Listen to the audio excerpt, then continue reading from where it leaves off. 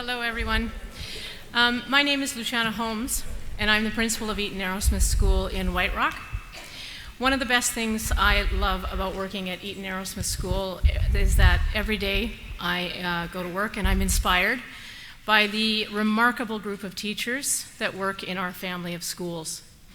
Great teachers are a blessing in every child's life.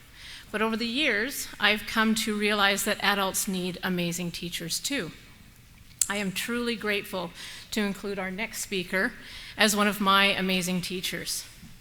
Dr. Rick Hanson is a neuropsychologist and author of the newly released Hardwiring Happiness, as well as Buddha's Brain, the practical neuroscience of happiness, love, and wisdom, and Just One Thing, developing a Buddha brain one simple practice at a time.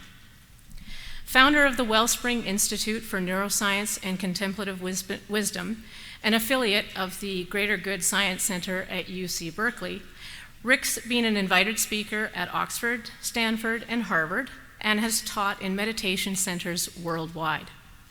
His work has been featured on the BBC, Fox Business, Consumer Reports Health, U.S. News and World Report, and he has several audio programs available with Sounds True. His weekly newsletter, Just One Thing, has over 98,000 subscribers, I being one of them. His weekly, and that also appears on the Huffington Post, Psychology Today, and other major websites.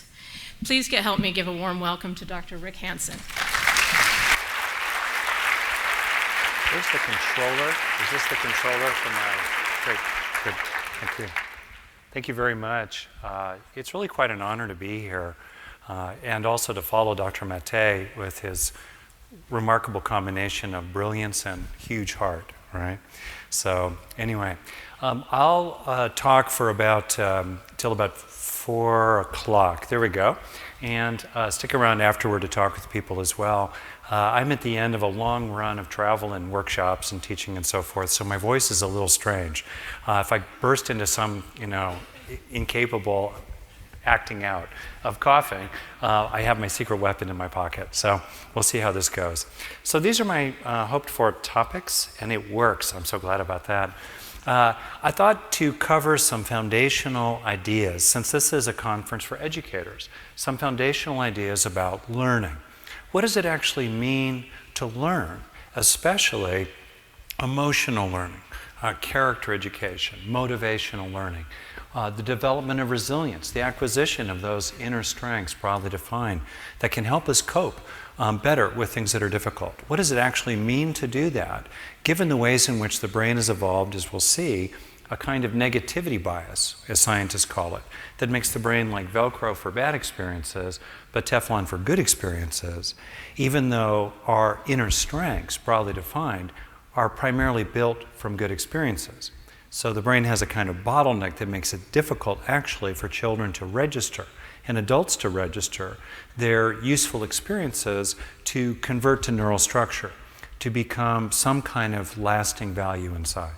So I hope to explore that with you, including some experiential practices. I suspect at the end of the day, you'll be happy for something experiential, or some more things that are experiential. And then also I'll talk about applying this to the evolutionary structure of the brain that Dr. Maté talked about, which in kind of a simple summary form, I could just tell you everything you need to know. Pet the lizard, feed the mouse, hug the monkey, all right? That just takes care of an awful lot of ground. Okay, so diving in, here we go. Ready? I'm going to zoom along. I'm going to violate Dr. Maté's encouragement to not cover too much ground. I'm going to err on that side. And my website, which is given in the first slide, at the very bottom, rickhansonson.net, has tons of free resources that are freely offered that support and expand upon the material in this talk. Okay, here we go. So, self-directed neuroplasticity, some basic ideas, particularly since a lot of this material has been covered so far. Another quote from Hippocrates, who, as Dr. Reti said, emphasized the value of exercise. Hippocrates also said that people ought to know that from nothing else but the brain come joys, laughter, delights, and sports, as well as sorrows, griefs, despondency, and lamentations. So, whoops, here we go. This is a brain. 3 pounds of tofu-like tissue, 1.5 kilos roughly. A neurologist friend of mine described the brain as essentially like tapioca pudding. And yet scientists generally consider the human brain to be probably the most complex physical object currently known in the universe. It has 1.1 trillion cells, roughly 10% of which, about 100 billion neurons, are neurons. 100 billion cells are neurons. And a typical neuron makes about 5,000 connections with other neurons, connections called synapses, that are so tiny that you could put roughly 5,000 synapses side by side in the width of a single human hair. So that gives us a network inside our head with about 500 trillion connections through which information is flowing at the rate of neuronal firing, which is in the range typically of 5 to 50 times a second. A fair amount of that firing is just noise because noisy networks are more able to pass along signals, but still there's a lot of information flowing through the nervous system, information being what neuroscientists essentially mean by the word mind, so that during the course of a single breath, probably we pass hundreds of trillions, if not even a quadrillion, bits of information moving around inside our head. So what's the point of all this fancy hardware, which, even though it weighs about 2 to 3% of our body weight, consumes about 20 to 25% of the metabolic supplies coursing through our blood? The purpose of the brain and the nervous system more broadly is to process information.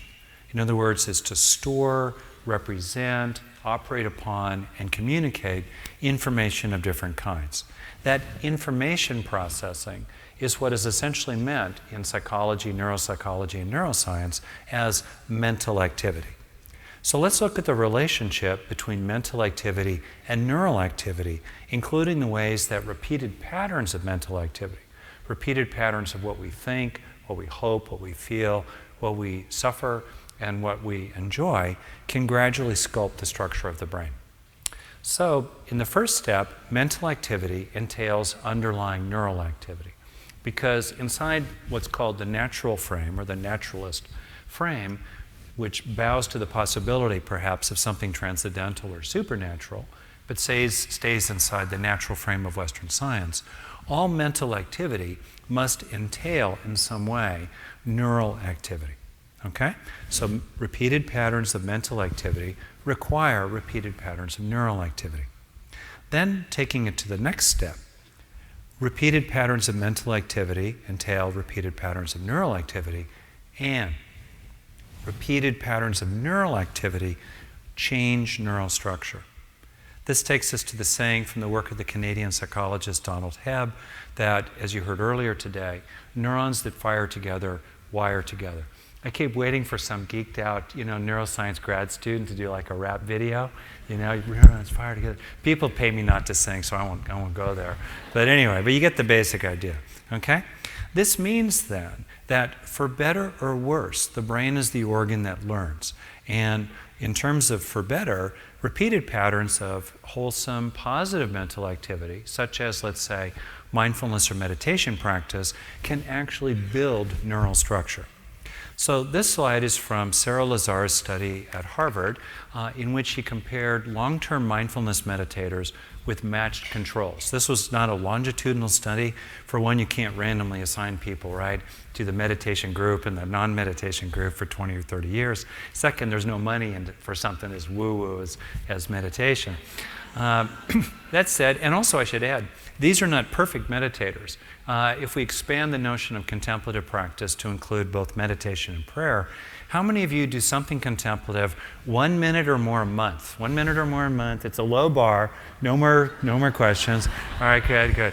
These were regular people like us. They would meditate 40 minutes a day, feel really good, slack off 20 minutes the next day, no minutes the day after that, guilty conscience, back to work the day after. All right, but still, they built structure in their brain. Now let me see if this is a laser. Yes. Okay. So they built structure, and I'll do this kind of quickly as an illustration, really, with a broader point, that mental activity changes neural structure. Region number 1, here we go, there we go. The insula, part of the brain on the inside of the temporal lobes that's very involved in interoception, tuning into ourselves, as well as, for a bonus, empathy for the emotions of others. So different research has shown that as people tune more into their own bodies, they can become more self-aware, exactly as what Dr. Mate was saying in terms of the underlying emotional and sensory motor foundations of cognition. As people tune more into their own bodies, they become more aware of their own psychology altogether, as well as more tuned into the psychology of other people. Pretty good. All right, second region that got a benefit were executive regions. This is a blobby brain looking this way, okay? Executive prefrontal regions that are involved in the top-down control of attention, emotion, and impulses. Both of these activities are what people do when they meditate, especially mindfulness meditation, such as following the sensations of breathing in the body altogether, tuning into the body, focusing attention, bringing attention back again and again, because they worked that muscle. In effect, they created measurably thicker cortex, the outer layer of the brain from the Latin word for bark. Because they worked those regions, they built up structure there.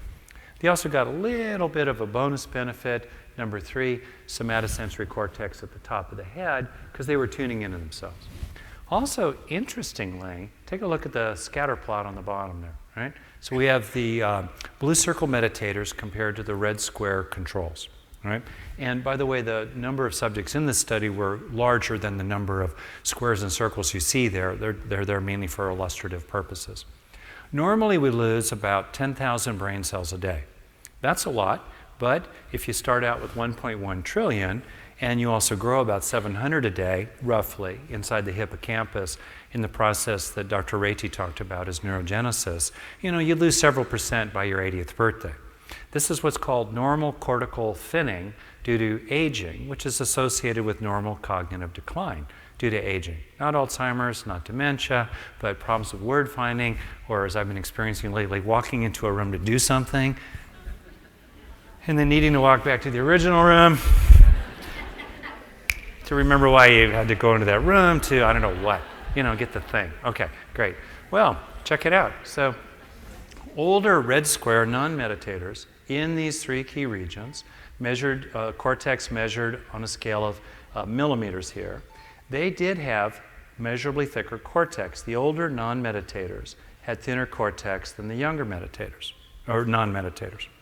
But the older meditators, the blue circle people, maintained the same thickness of cortex as the younger meditators. They used it, so they did not lose it, which has a lot of implications for everybody, including an aging population. What's the bottom line takeaway from this illustration of one of the many ways, meditation's not the only way by far, to change the brain for the better? What's the takeaway? The takeaway is this fundamental cycle of learning, right? We both activate useful states of mind, and then in the second phase of learning, the critical phase of learning, we install them into neural structure, right? This means that states become traits. So if we're interested in growing positive traits inside us, such as happiness, resilience, loving kindness, compassion, character virtues, executive functions, distress tolerance, the ability to defer gratification, the capacity for tranquility, the capacity for enjoying the simple pleasures of life without constantly needing to grab more stimulation. If we want to grow those states and those traits, rather, inside ourselves, we must begin with positive states of them, positive experiences of these traits, and then to be sure to install passing mental states into lasting neural traits. That's the cycle of learning. This is familiar territory for all of us, but it has some profound implications. One implication, of course, is the positive cycle that's available to us, because as we activate positive states, we can then take the time and the effort, and I'll get into the how of this momentarily, to install them as positive neural traits, which then becomes something we can draw upon increasingly. We can help our children draw upon them. We can help ourselves draw upon these positive traits, which then become reactivated as a positive, useful mental state, which then is another opportunity for installation as an enduring neural trait. So I'll come back to this cycle repeatedly. The key terms here are a little fancy: from state to trait, activation to installation. To preview, for me, a key point I'll come to again and again, I think as educators, as parents, as a therapist, as a meditation teacher, corporate trainer, coach, Pilates instructor, yoga instructor, minister, what have you, we are pretty good at activating positive mental states. I think as a profession, and I'm talking about myself here, historically we have been lousy at the process of installing activated positive states into the brain because of the brain's negativity bias that I'll get to shortly. Okay. So, here we go. This gives us an opportunity. We can activate useful mental states. We can use the mind to do this, and then through mindful attention, we can sustain that positive experience for the 5 or 10 or 20 seconds it takes for it to transfer from short-term memory buffers into long-term storage, or begin the transfer process, which then means that once we have changed our brain for the better, over time then, that can change our mind for the better too. In effect, using the mind to change the brain, to change the mind for the better, to benefit ourselves and other beings. I'm pretty excited about this possibility. I think it's fundamentally a heroic undertaking in some senses of that word. All right. So, where am I here? My slides stopped. Coming back? Let's try it. Okay. So, there we are. It's great to have a remote control. Maybe just because I'm a guy, I like having remote control. But anyway, okay. To do that, though, we got to get on our own side. So you may know this kind of lame, but I think profound joke, sort of joke. How many therapists does it take to change a light bulb? Only one. But the light bulb has to want to change. Right? And isn't that the rub? It's the light bulb who doesn't want to change, or the child who doesn't want to change, or the parent that we're working with, or our partner, or ourselves who don't want to change. That's why I think it's helpful to appreciate that it's so important to get on our own side, to do what we can to cultivate happiness, broadly defined: resilience, loving kindness, compassion, positive emotion, eudaimonia, sense of fulfillment in life.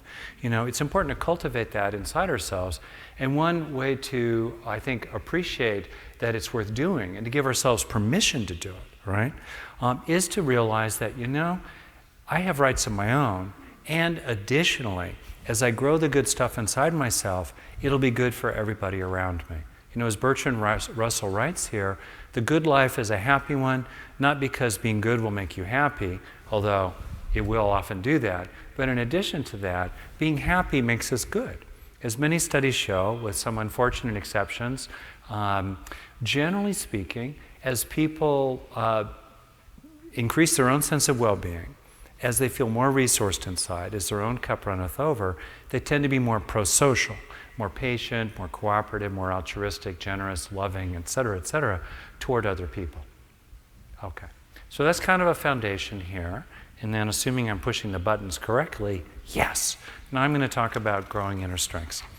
And to do that, I'd like to tell you a story that you may have heard. I heard it as a Native American, a First People teaching story. Toward the end of her life, a woman was asked, "Grandmother, how did you become so happy? How did you become so wise, so effective? Everybody wants to listen to you. Everybody is your friend. How did you do it?" And she paused for a moment and reflected and said, I think it's because when I was young, I realized that in my heart were two wolves, one of love and one of hate. And I realized that everything depended on which one I fed each day. Now, one part of that story, of course, speaks to the presence of the wolf of hate, which tends to be pushed aside or denied or disowned or covered over. And yet, if we hate the wolf of hate, we just feed the wolf of hate. The other point, which is more central to what we're doing here and to my own presentation, is to appreciate that the brain is continually changing its structure, right? Which wolf are we feeding, right? It's changing its structure based upon where we rest our mind. If we rest our mind, or the child's mind, on experiences of failure or stress or despair, or that nagging self-criticism or grumbling resentment toward others. You know, in Alcoholics Anonymous, they say resentment is like taking poison and then waiting for others to die, right? If we do that, well, our brain will take a certain shape. We're feeding a particular wolf, a shape that has depleted stocks of serotonin and other key neurotransmitters, that has an increasingly sensitized alarm bell of the brain, the amygdala, and gradually degraded hippocampus, another part of the brain that Dr. Mate talked about, that's involved in putting things in perspective, as well as calming down the alarm bell of the brain and telling the hypothalamus to quit calling for stress hormones. The consequence of that, of course, is a growing vicious cycle of sensitivity to stress. Alternately, if we feed a different wolf, if we cultivate different kinds of experiences, and then very crucially, install them into our brain, we can grow a different kind of a brain gradually over time. A brain that has increased cortical thickness in executive regions that are involved in impulse control, prefrontal regions that do the functions that Dr. Mate talked about. Also, we'll have a brain that has healthy stocks of neurotransmitters, a brain that will have grown structure and tissue in different areas that support positive experiences and a positive sense of relationship and loving kindness and compassion toward other people. That's the choice that really faces us. So then the question for me that's gotten me very interested lately, it's what my book's about, is about, okay, how do you actually do it? How? What's the how of growing the good stuff inside ourselves? Yeah, I get the idea. Let's grow the good stuff inside. How do we actually do it? All right. So to me, the good stuff inside, include inner strengths. That's an umbrella term I'm going to just use. I use that term to include character virtues, positive mood, spiritual, if you will, or contemplative, very characteristics like tranquility or even bliss or the capacity for bliss, investigation, well-known psychological attributes, various kinds like secure attachment, a sense of a secure base that's been gradually internalized, Seligman's idea of 24 character strengths, things like that. All right? This is what we want to grow inside ourselves. And to make it more real, you might ask yourself right now, dealing with difficult things in your life or challenges in general, right now, or growing in some way right now, what would help you if there was more of it inside yourself, right? Or think of someone you love, it could be a student, a friend, a child, a client, a patient, what have you. What would help this person to develop more of inside? That's what brings it kind of down to earth and makes it much more real. Now, before I go any further, I've seen people taking pictures of the slides. I should have told you from the outset, if you like, I will send you these slides. And then you can do with them whatever you like. You can share them with other people. You can extract them for your own teaching purposes. You can wad them up and throw them in the fireplace. It's all really okay. But to do that, I need your email address, which I'll never, ever, Scout's honor, ever share with anybody, ever. Did I say ever? And our very low-tech, completely voluntary system for this is over by the registration tables where you came in.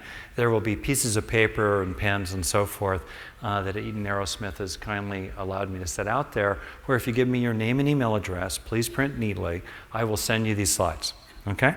And also, unless you say just slides, which is fine, no bad karma, I will automatically subscribe you to my Just One Thing newsletter, which you can always unsubscribe from immediately, anytime you want.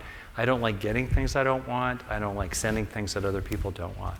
Like I said, you can also say just slides. If you already get the newsletter, by the way, you won't get 2 copies sent to the same address. So anyway, that's the bottom line. If you want the slides, I'll send them to you. Just give me your name and email address, and then you can have them and use them as you like. Because there is quite a lot of material here, and I recognize that.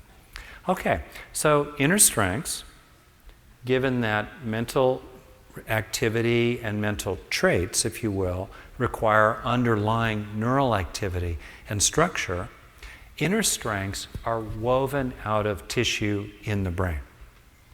Then the practical question becomes, how do we get them into the brain? Well, the causes of inner strengths are predominantly positive experiences.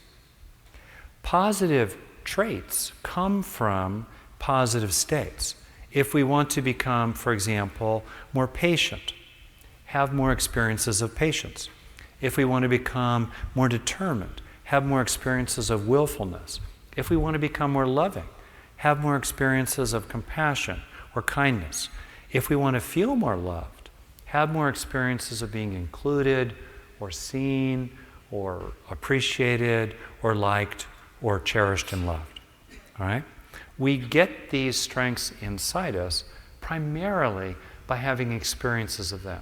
It's easy to dismiss positive experiences, which include things like happiness or gratitude or confidence or determination. It's easy to dismiss these as la-di-da, new agey, pie in the sky, because I'm from California, it's an easy thing to do, right? But actually, it's quite remarkable to appreciate that the primary source of inner strengths, including resilience and stress hardiness and character virtues, are positive experiences. There is a place for negative experiences. I'm not talking about going negative on negative, because then you just have more negative, right?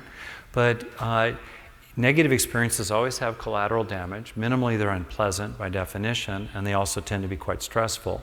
And accumulated negative experiences, as Dr. Mattei and others have talked about, leads to a lot of wear and tear on mind and body and relationships. And even if a negative experience could lead to some positive inner strength, could there possibly have been a better way to do it? All right? Okay. Here's the problem. Houston, we have a problem, right? Oh, I will push the right button eventually, I swear to you. Okay, the negativity bias, right? As our ancestors evolved, they had to pay attention to bad news and good news. But here's the difference. If you ignore good news, you'll probably have a chance to notice some tomorrow. If you ignore bad news, no more good news forever, right? Rule 1 in the wild is eat lunch today, don't be lunch today, right?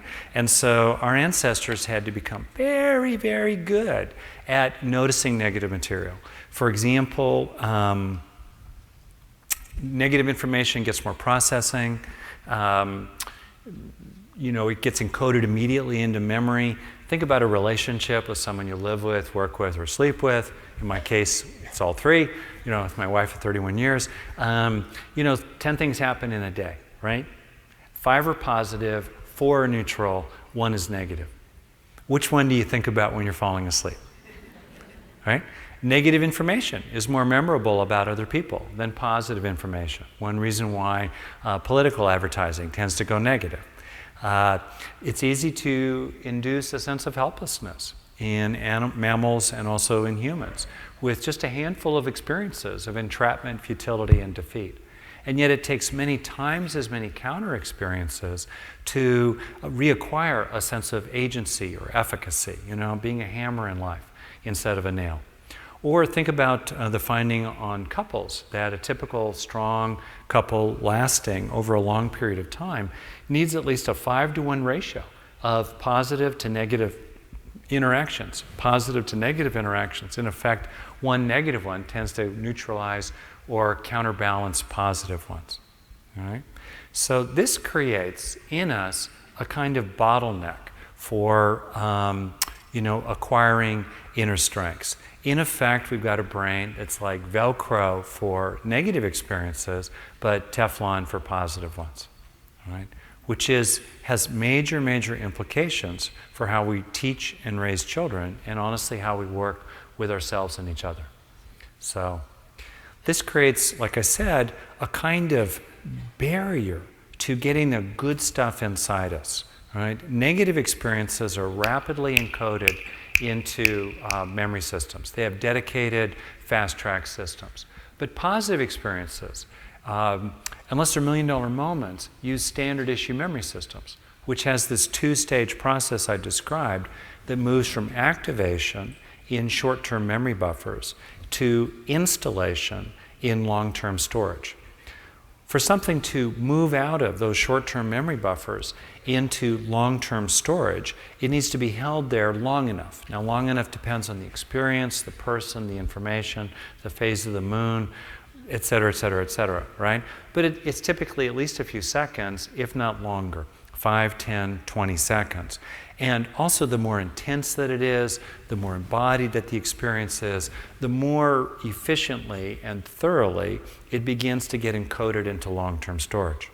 Great, but how often do we actually do that? We might be having one positive experience after another, interrupted with occasional neutral experiences, but they're not held long enough in short-term buffers to actually transfer to long-term storage, right? The incoming new positive experience dislodges the current positive experience before it has a chance to sift down into neural structure. This leads to a kind of flattening of the learning curve of students or ourselves moving through life in terms of the gradual acquisition of those inner strengths I was talking about. In other words, like I said, we're good at creating positive states. The question is, how can we get better at installing them deep down as neural traits? And I think this inefficiency, if you will, in the conversion of positive experiences to lasting inner resources is the fundamental weakness in my own field of psychotherapy. I think it's a key weakness in mindfulness instruction, as well as character education, corporate resource, human resources training, et cetera, et cetera, et cetera, et cetera, et cetera, as I said previously in passing. We have a little graphic here. All right. What are we going to do about this? All right. We've got these Stone Age brains in the 21st century. I was in Central Park recently, and that's where our daughter photoshopped that all stuff together. All right. So there are certain aspects of modern life that are good for the Stone Age brain. Pain control, flush toilets, refrigeration, ESPN, the four wonders of the modern world, right? I'm kidding here, but although I like ESPN. But anyway, on the other hand, there's a lot about modern life that's not so good for the Stone Age brain, including chronic mild to moderate stress with very little opportunity for recovery. Okay, so what are we going to do with it? We got a brain that's constantly changing its structure. It's the learning organ. It's the master organ of the body. Right? How can we take charge of this process from the inside out? Right? That's where taking in the good comes in. Okay. So, as I said earlier, just having positive experiences is not enough. We need to do something with them to heighten the learning curve, to steepen the learning curve, episode after episode, as we go through our day and go through our life. Right? We need to engage positive experiences, the source of inner strengths, broadly defined. We need to engage them actively in ways that are actually founded on hundreds and hundreds of papers on the underlying neuropsychology of learning, especially emotional learning, motivational learning, intrapersonal learning, interpersonal learning, the acquisition of emotional intelligence, etc. We need to engage experiences actively to weave them into our brain. All right? How to actually do that. This is where popping open the bottleneck comes in. If we can engage experiences and stay with them, we can help them sink in. So, I've summarized a lot of studies. I did not invent taking in the good. I've tried to summarize and draw upon a huge body of literature, of research on the neuropsychology of learning. And I think it really boils down to 3 steps, fundamentally, with an optional 4th step. And I'll go through this with you right now and then do a little practice with you about it to kind of make it real from the inside out. All right. So the first step is to have the positive experience in the first place. We need to activate it, either by noticing we're already having a positive experience of one kind or another, or perhaps helping a child notice that he or she is already having some kind of positive experience, and then or creating it. There's a place for self-activating useful states of mind. That's foundational and fundamental to resilience and coping and healing and personal growth. Being able to call up a sense of determination. Sometimes when I'm in tough situations, I'll bring up the body memory of rock climbing. I've done a lot of rock climbing. And that sense of determination and leaning in, I could just feel myself doing it right now, calling it up, can then be a resource inside myself. Or we might deliberately pull up compassion practice, or deliberately bring to mind a friend of ours who supports us, who's in some sense inside us today. Alcoholics Anonymous has another good saying. They're actually full of good sayings. The mind is a dangerous neighborhood. Never go in alone, right? And so we call up that sense of allies, inner resources with us, inner protectors. Okay, so that's the first step, activate it. Then in the second and third steps, we install it. We install it by enriching the experience, drawing upon one or more of 5 very well-known factors around learning. Duration, we help it last. Intensity, we help it grow. Even if it's a subtle experience, it can pervade the mind. Third, multimodality, we try to get it in our bodies. We try to sense it with our body. We feel it emotionally as best we can. We might even enact it in some way. The fourth factor is novelty. The brain is a novelty detector, constantly scanning for what's new. And then also personal relevance. Why is this salient? Why should I care? Why does this matter to me? And then third, absorbing, we can prime memory systems. We can sensitize them by intending that we really register the experience. Top-down prefrontal control over underlying subcortical limbic system memory systems. And we can also sense, more from the bottom up and inside out, that the experience is really landing. Now, I'm making it a little complicated to tease apart the elements. In learning any kind of a skill, it helps to tease apart the elements. But in essence, it really boils down to 4 words. Have it, enjoy it. Especially enjoy it, because that's where the installation phase really occurs. Or if we had to summarize those 4 words into 2, mo better, right?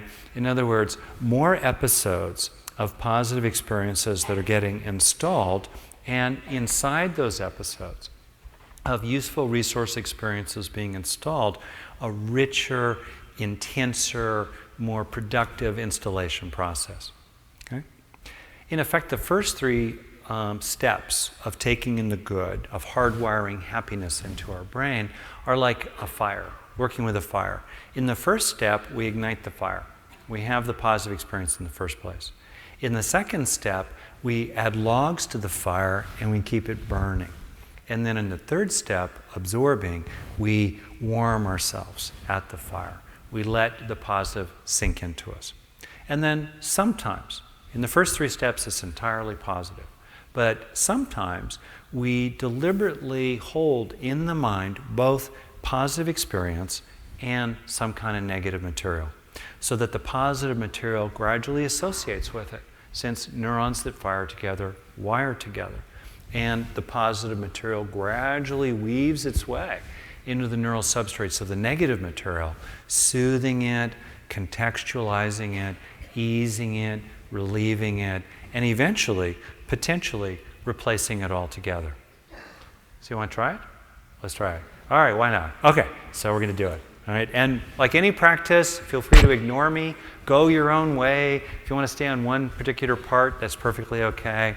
I'm going to do this in 2 cycles in terms of different ways to have a positive experience. First noticing it, and then we'll just create one. Okay? So, and I'll take a couple minutes for each of these cycles, and you can do it with your eyes open or closed. All right? So, for the first round of this, as an experiment, think of it as an experiment, notice that you're all right now. As Dr. Mate pointed out, most of the information coming into the brain originates from within the body. And most of the time, sadly not always, but most of the time, that information coming up into the brain is like the calls of a night watchman saying again and again, all is well. There's enough air to breathe in this moment. The heart is beating. The viscera, the inner organs, are moving along. There's not agonizing pain. We're not running for our lives. We may not have been all right in the past, we may not be all right in the future, but in this moment, notice that actually you're all right right now, and then see if you can help that become an experience,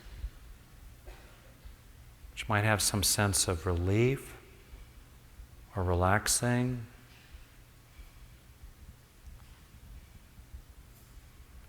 feeling unthreatened, unnecessary anxiety falling away. The mind may wander, bring it back. I'll be quiet in a moment. And as you help yourself increasingly center in the sense of being all right now, see if you can protect the experience, enrich it, and also absorb it, sensing that feeling all right is sinking into you, even as you sink into it.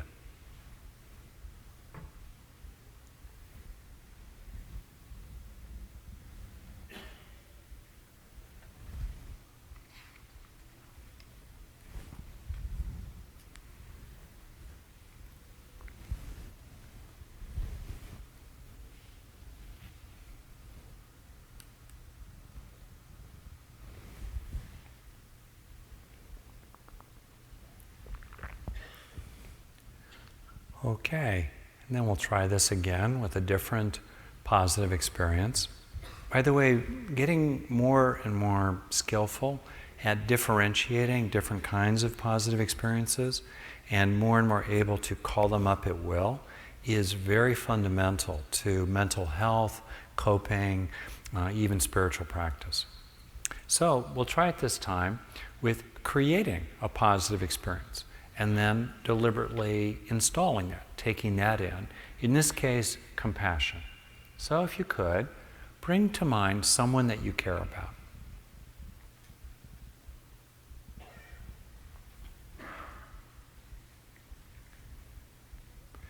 And then as you bring this person to mind, help yourself move from the idea of this person to a feeling. You might intensify this experience with a hand on your heart or on your cheek, moving more and more into a sense of wishing that this being not suffer, typically combined with feelings of tender concern. Maybe with soft thoughts in your mind like, may you not suffer, or perhaps something specific to the person like, may you find work, or may your chemotherapy go well. I'll be quiet again for some moments as you help yourself kind of marinate in this experience, enriching it, and also absorbing it by opening to it, giving yourself over to compassion, letting compassion gradually fill you, making refuge for it inside yourself, so that bit by bit, synapse by synapse, you might actually become a bit more compassionate.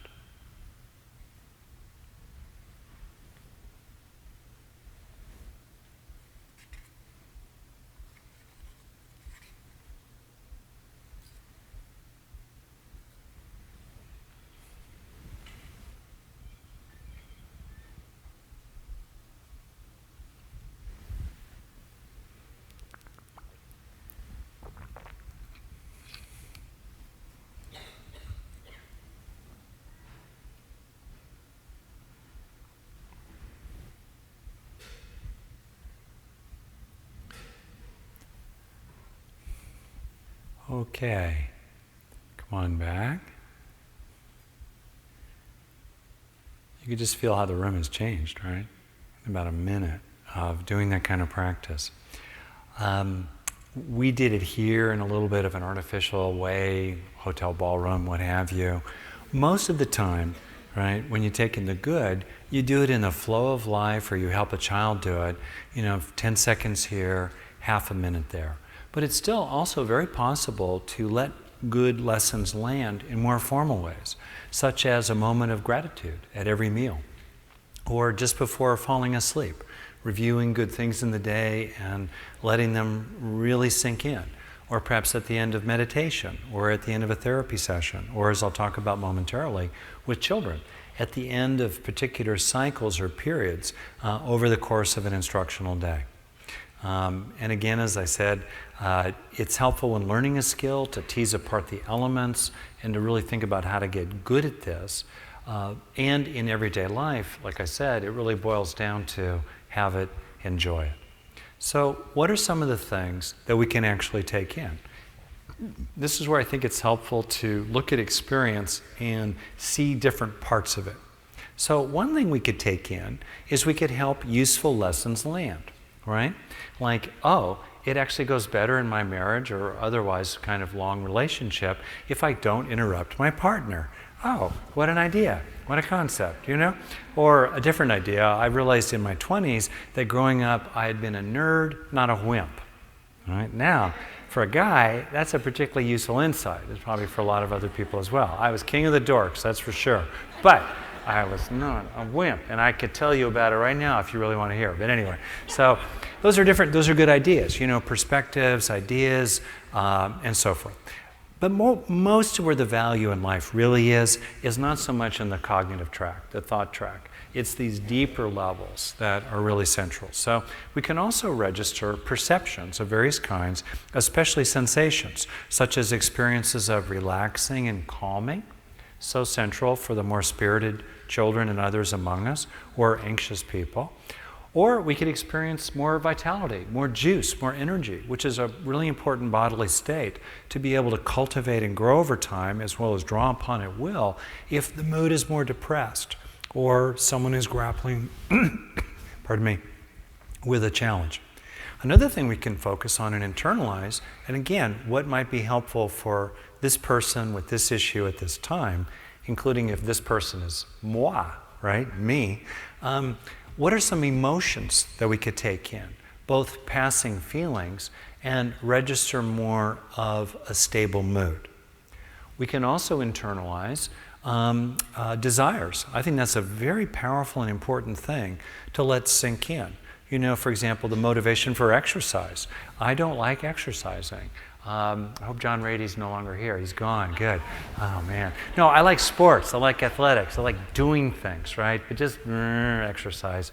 Are you kidding? But I've got John's voice in my head now. Rick, don't be a wuss, you know. Da-da-da-da. Do it, do it, do it. Okay, I've kind of taken John in. Okay, John, good. You look good. You know, okay, I'll do it. You're from Harvard. I'll believe you. Whatever. You know, it works. I'm trying to help myself be more motivated, right? And kids, so much of what we're doing, remember?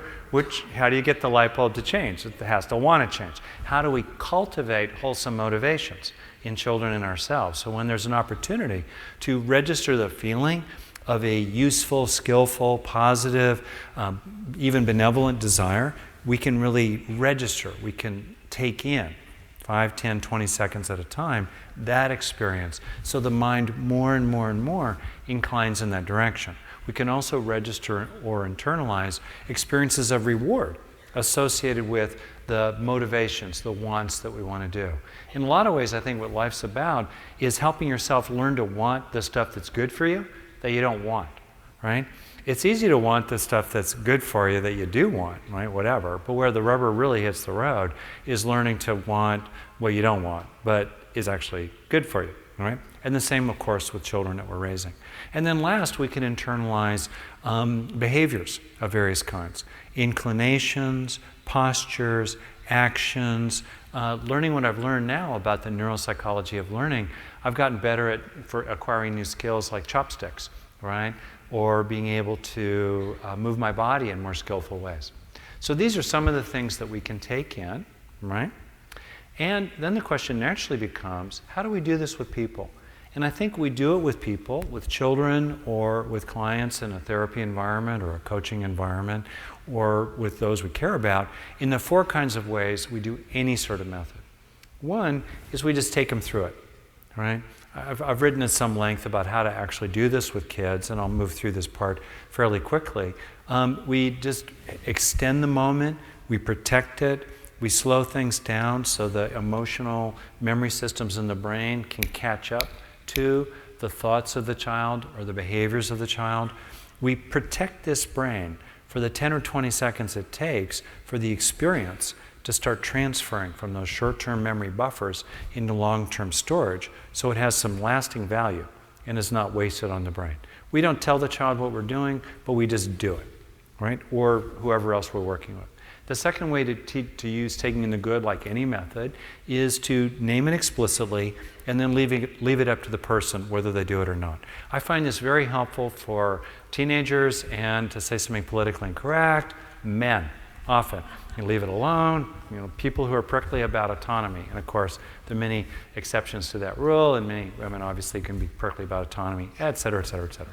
That said, sometimes it's quite helpful to name it, to say, hey, your brain is constantly changing. Do you want to be in charge of that process or not?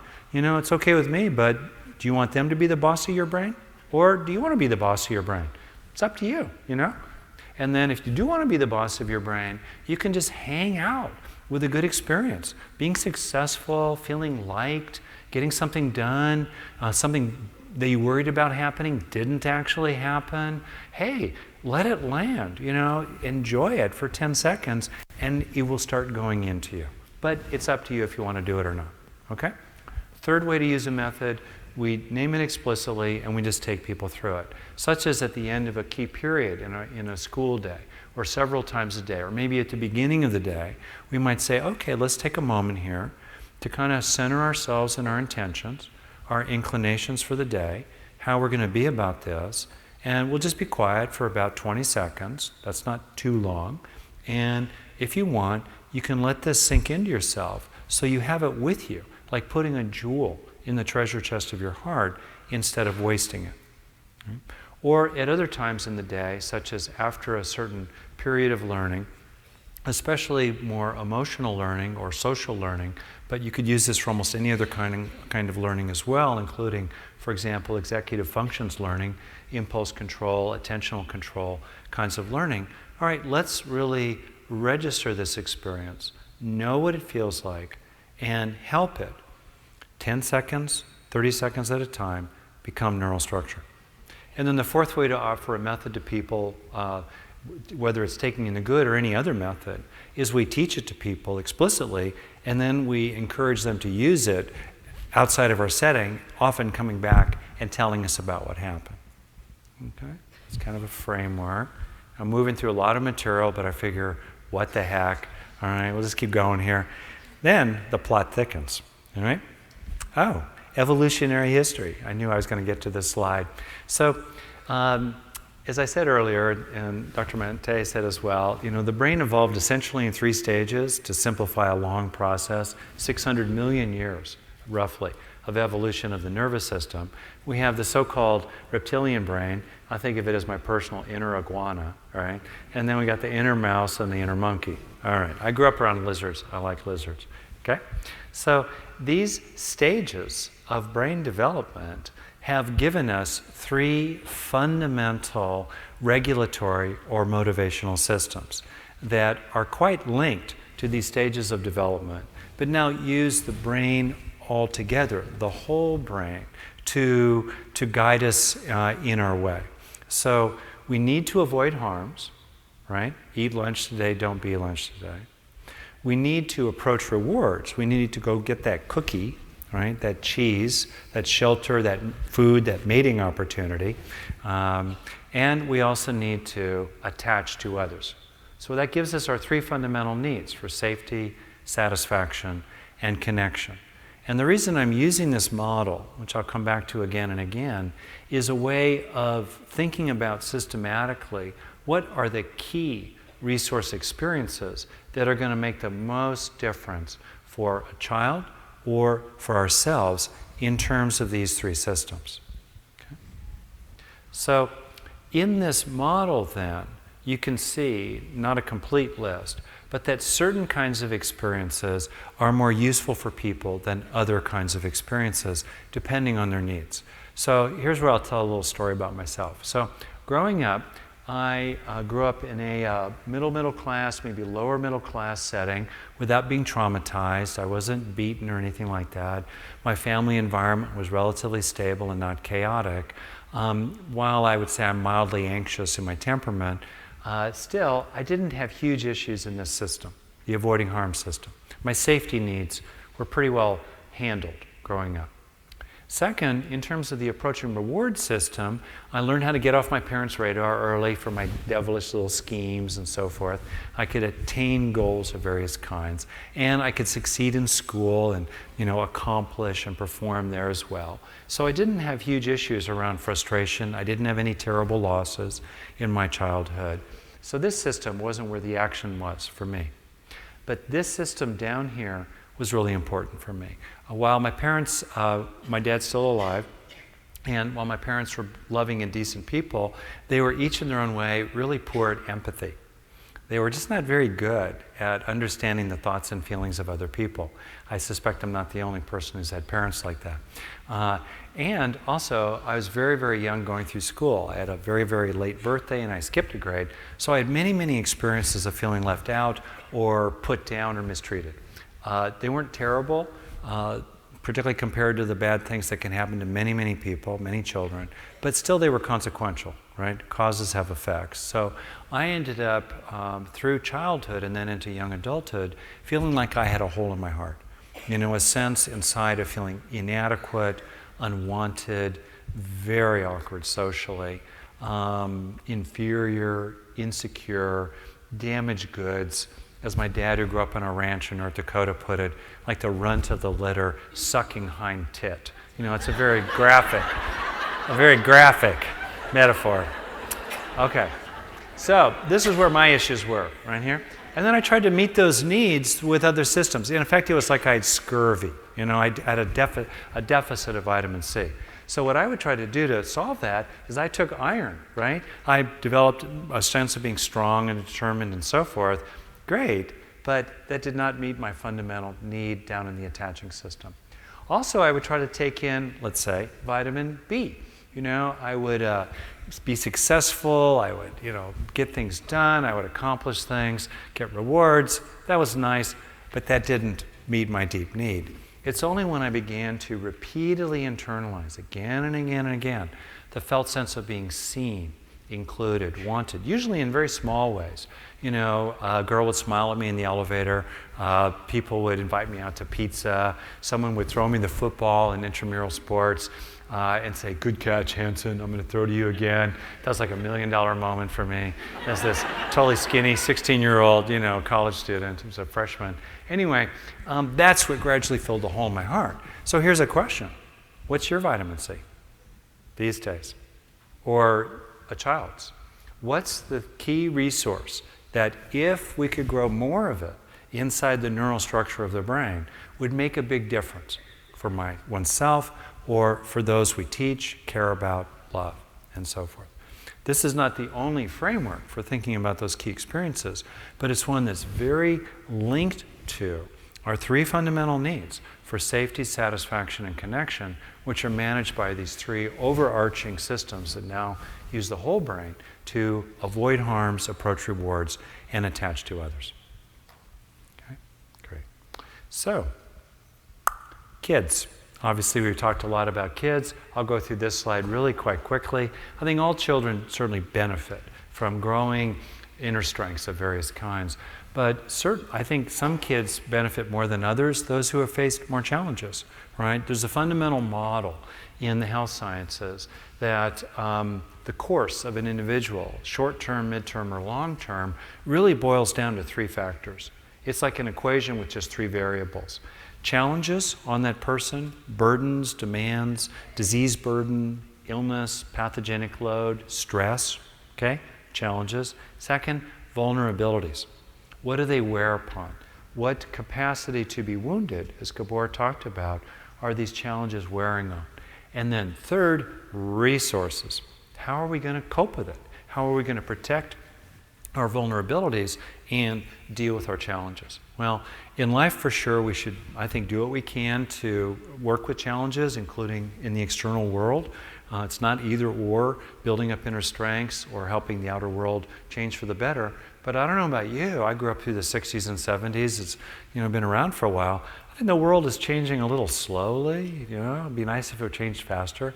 Meanwhile, what can we do from the inside out to deal with our circumstances and our situations? So kids who are particularly challenged in a they're mistreated perhaps, or they have some kind of learning issue they're grappling with, or given their temperament, whether it's innate or acquired, in terms of whether they're at, I think of it, the anxious, rigid turtle end of the temperamental spectrum, or in between, or more at the jackrabbity, spirited, or ADHD so-called, territory of the temperamental spectrum, those kids need more help. By the way, I don't think there's a D in ADHD. I think it's a perfectly normal and adaptive temperamental variation, especially useful in hunter-gatherer bands that benefited from having a diversity of temperament in their band, breeding mainly internal in their band, as they competed with other bands for scarce resources.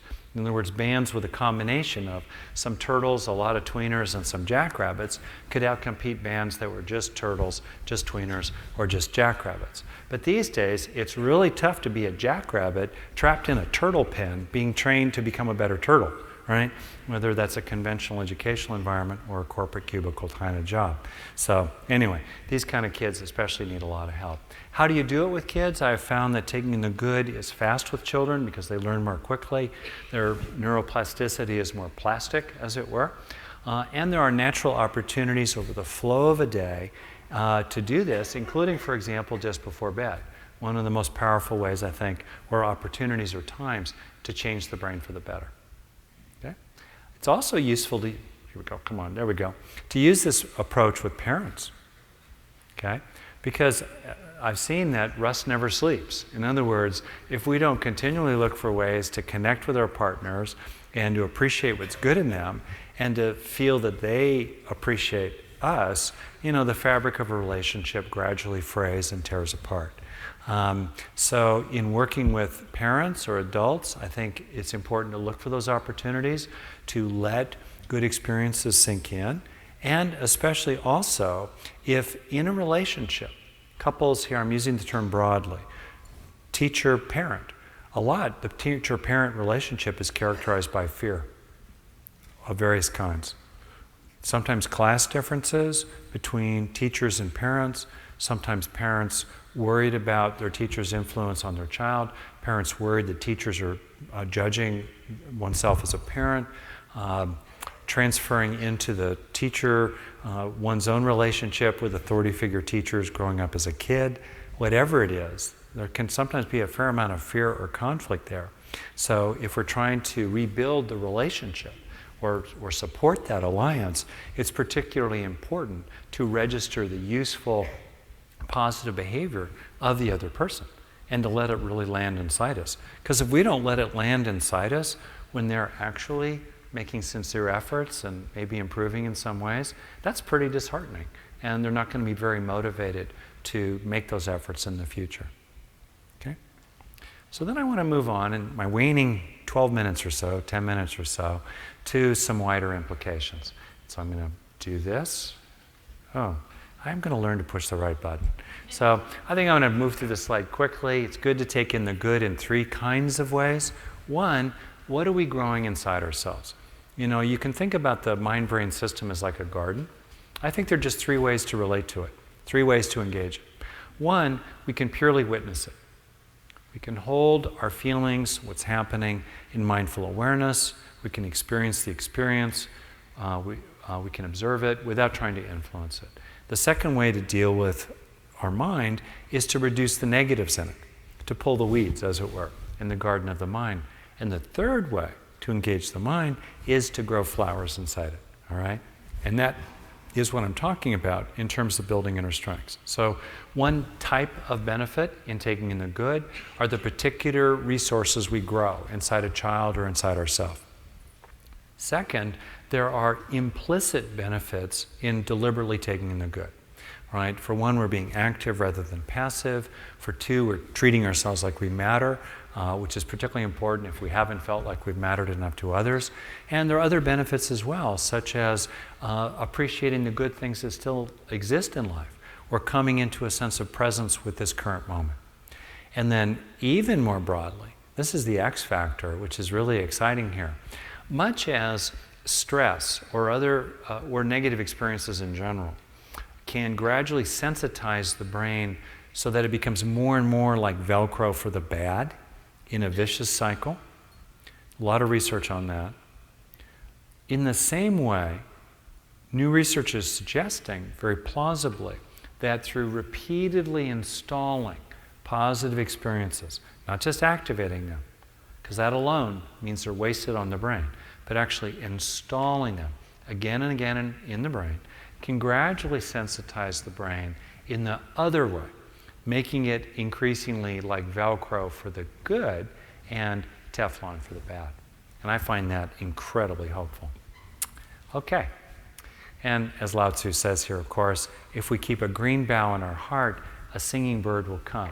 As we grow resources inside ourselves, we start acting better, people see things in us, we start having more positive experiences or opportunities for them, which then gives us a chance to grow more good stuff inside ourselves, which then creates more good events in our outer world in a wonderfully positive cycle. Okay. Briefly, I'd like to talk about the fourth step of taking in the good, healing old pain. I have a lot of material about this, and I think that it's worth knowing about. It's a very powerful method, and I won't say a ton about it right now.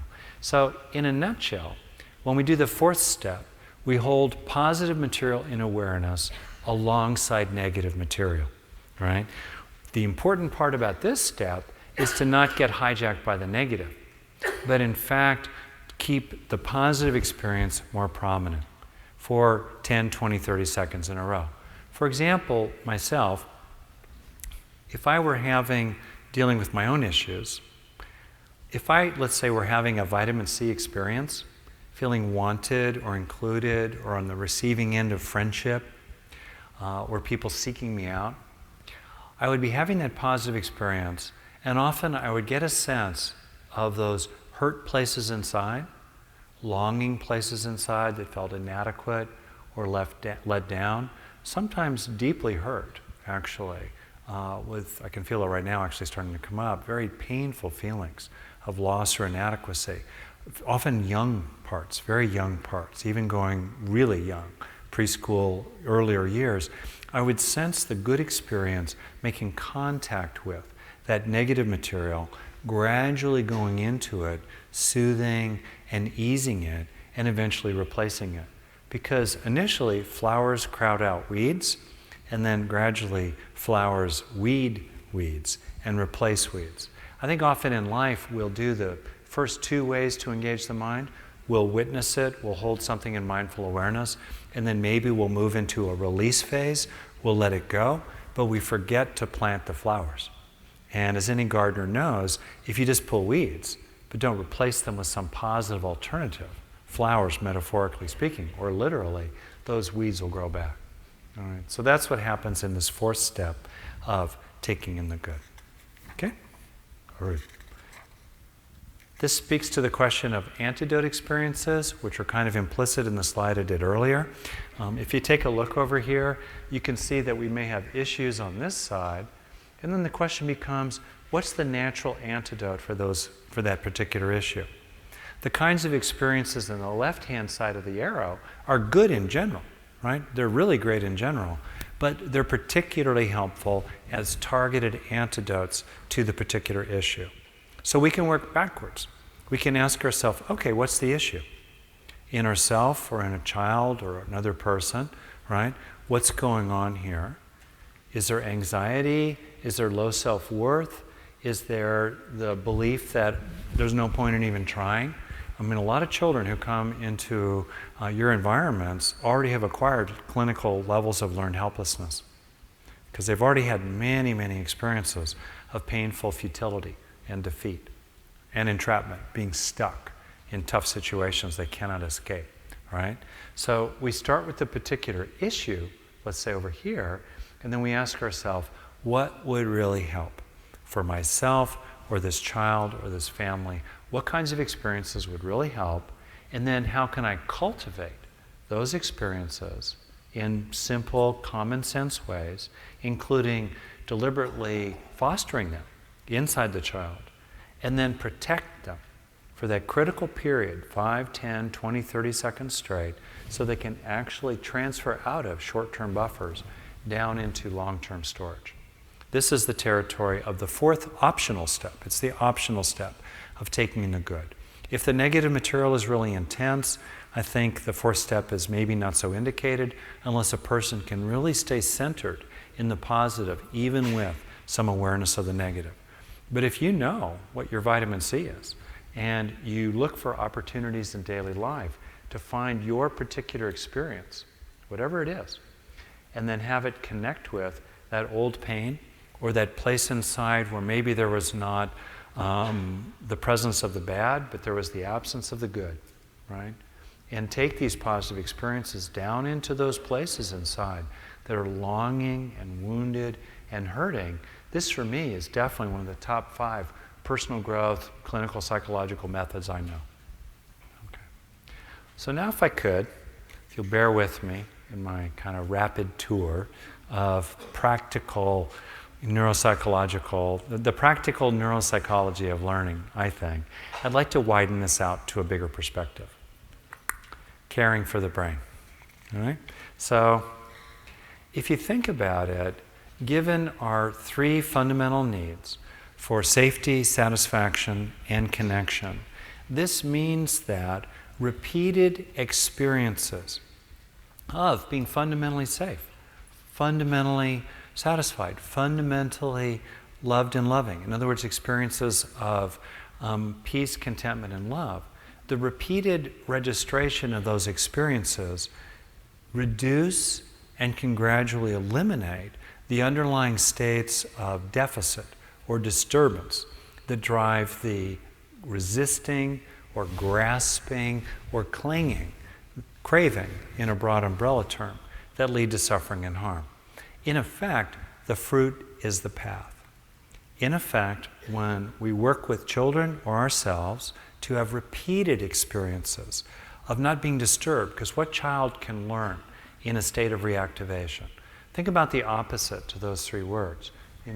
Fear and anger, or helplessness, right?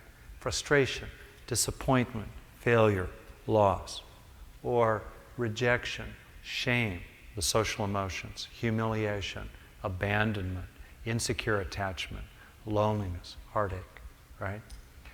If a child is in any one of those negative places, that child can't learn very well at all, right? Or put a little differently, that child is learning negative traits, but it's very difficult for a child in that moment to acquire, to learn any kind of positive trait, let alone, more conceptual information, in the standard curriculum, right?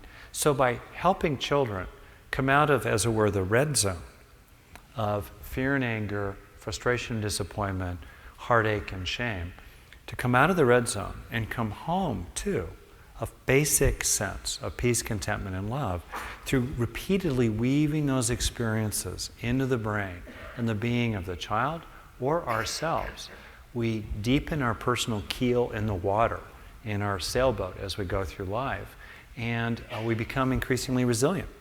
So when life is challenging and difficult, we don't get so knocked over.